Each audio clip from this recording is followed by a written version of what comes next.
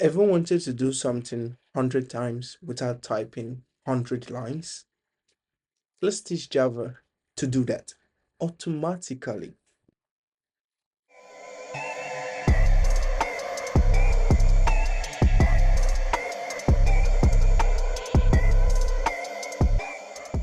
So, what's up and welcome you. So, in today's video, we're diving deep into for loops. Again, for loops. Now, for loops is the king of repetition in Java. I'll show you how to write one, explain every part of it, and drop some mini challenges too. So let's roll. The first question is the basic for loop structure. What is the basic for loop structure?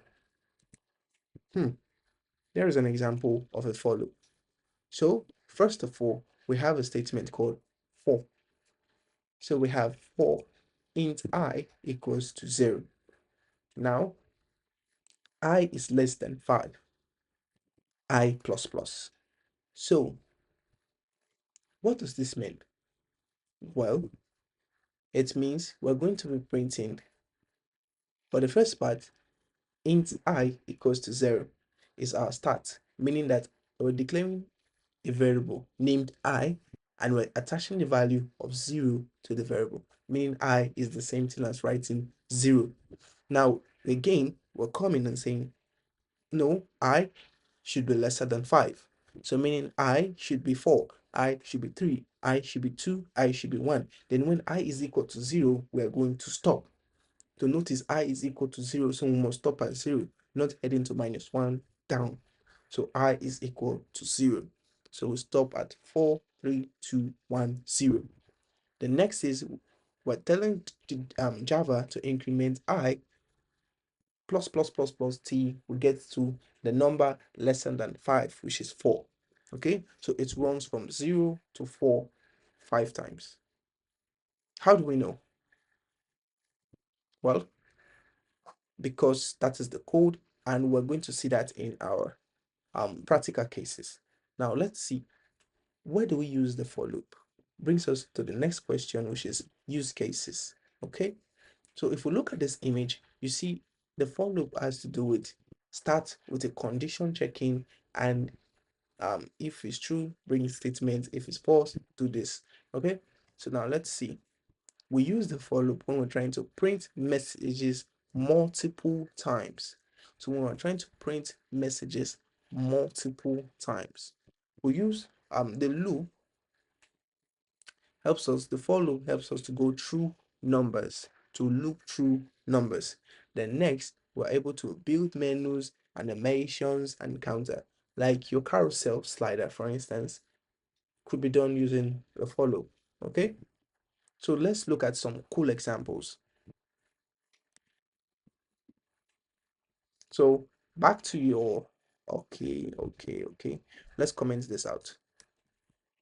Now we could do something simple, something similar for our for loop. And let's take this out of comments. Okay. So now we're saying for I equals to 1, I is less than 10. Now I plus plus. Now we're printing okay, let's go with I. For instance, let's not print anything to the console. Let's just print only I. Let's see what is going to happen. Well, if we print only I, we get number 1 through number 10 in our console. Why? Because we're looping from number 1 to number 10. Now, if I should say I should be equal to 0, where are we going to start from? We're going to start from 0, 1, 2, 10. Okay? So that is just how easy the loop is. Now let's go to 20, for instance. So notice if I run this, we get the 1 to 20. Okay, now let's do something special. Let's go for something like I plus equal to. Okay, I plus equal to. What does this mean? This means that we're taking I plus 2. Okay, in normal English. So let's run it this way. I plus equal 2. You could say I plus equal 1 also, which would give you, yes, would give you the same 1 to 10. Okay, so now let's go to I plus equal 2 and let's see what we're going to get. We're going to get, yes, we're going to get even numbers, sorry, all the numbers. Okay, 1, 3, 5, 7, 9, 11, 13, 15, 17, and 19. Okay, so this is just how to tweak your for loop um to give you things from to give you different digits in which you want. Okay, so that's how you tweak your for loop. So let's see something. So there are some common mistakes when using your for loop. What are those mistakes? The first one is forgetting the I plus plus. And if you forget the I plus plus, you're going into an infinite loop because the condition for the loop is not present. So please and please do not try to do this on your own to find out if it will just keep printing and printing and printing. Because if you do, well, please do not comment in the comment section that you just broke your PC. Okay, so please avoid writing loops without the plus plus. It might not break your PC, it might close your application, and it might crash your application. Okay, so because it's just going to keep looping. So if you're using something like IntelliJ, you could easily click on the red button to stop. Then next we have the I, which is lesser than equal versus the I lesser than. This can break your logic. Imagine you wanted to write I is lesser than equal to 0 and you write I is lesser than 0. It's meaning you're going to get your code to start from -1. Sorry, you're going to get your code to start from 1 because 1 is yeah, -1 is greater than is lesser than 0. Okay, sorry. So you're going to get your code to start from -1. But if you say my I is lesser than or equal to, or let's go with I is lesser than or equal to 5, okay? So I'm going to get code from 5 downwards. But if you say I is lesser than 5, we're going to get code from 4 downwards. So that could break your logic and you start wondering why your code isn't working the way you want it to work. So always test smaller loops first or small loops first. That will help you to understand and know how to write a bigger loop. For instance, you want to write a loop for a code, a big code, just make sure you loop numbers first so that you'll be able to know, okay, if your loop is working accurately.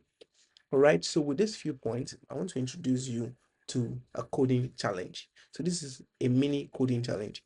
I want you to pause the video and write something and sorry, loop to the console the following lines of code. I love Java, and ensure you add in the number so that it loops at I love Java 1, 2, 3 till it gets up to 7. I showed you this in a previous video. If you are very attentive, you will know how to do this. So pause the video now and attempt it. Okay, so I'm assuming you got it right. If you did, congratulations to you. But if you did not and you're just waiting for the solutions, well, I do encourage you to try this on your own, even if it means going to use an AI and copying out what you saw in AI will help you to understand what you actually did. So if you're actually looking for the solution, I'm here to give it to you. Please do well to focus so you understand and try to code alongside with me. Okay, so the solution is very simple. Head over to your code editor and so what we're going to do is we're going to loop Java is I love Java for 7 times. So what are we doing here? We're starting with 1, so I should be equal to 1. Now we're going for only 7 times, meaning less than equal to 7. Okay, so if we say less than 7 we get to loop for 6 times, but if we add equal to 7 it means we get to loop for 7 times. And now we're not doing I plus 2, but we're doing I plus plus. Okay, so what we get to do is to say I love Java. Now how do we add this plus 1? And this one, sorry, we just put plus and put 1. Make sure you give a space. So that is basically all we have to type. So normally we're supposed to do this 7 times, like saying 1, 2, 3. No, so with loops you don't do that anymore. Just write one line of code and you get it 7 times to your console. So it's as simple as this. Now notice, if you miss this I plus plus right now, you should have something that is going to happen to your code, and it says illegal start of expression. So this is the very, very good important reason why you should use a good code editor that would not give your system or harm your system. It won't bring any harm to your system. So imagine you forgot to write the I plus plus and you're using something like Notepad and your system is compiling to okay, so you see we are in an infinite loop right now. We're still in the infinite loops, and you're saying we're still going in the loop. As you can see, we're still going in the loop. We're still in the loop. So I'm just going to pause it right here. So with this code editor, you can be able to exit loops easily. So you can see how long this loop has run. Just barely how many seconds. We've run this loop for the longest of time. So if I'm to copy everything in this console right now and paste it here, you would be amazed how many times this loop has run. For it to even paste, it's taking a bit of time to tell you that this has copied for more than maybe 1,000 times. So please and please and please do not forget. So I've actually crashed my application right now. So do not forget to end your loops immediately you finish writing this by using the I++. So just by pasting what I saw in my console has actually crashed my app. Okay, so please use a good editor that allows you to pause, and you can see how dangerous it is for you to forget the I++. So please, if you are running some other this editor on some other PC, please do not try this. Okay, so you do not end up crashing your system permanently.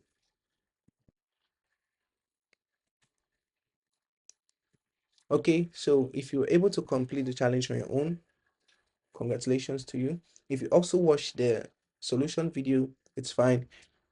You only learn to become better. Okay, so congratulations to all of you. You've just mastered the for loops. Next up, we'll cover the more flexible cousin, the while loop. So like plus sub if this loop made your life easier, and comment how many cups of coffee you need to loop through the day. Okay, in case you do not drink coffee, if you drink any other sweet drink, you can also comment how many of it you need to loop throughout the day, and make the comment section fun. In case you tried the trick of ignoring the I plus plus and something happened to your application, you can comment that below so that others won't try it and they won't run into the same problems as you did.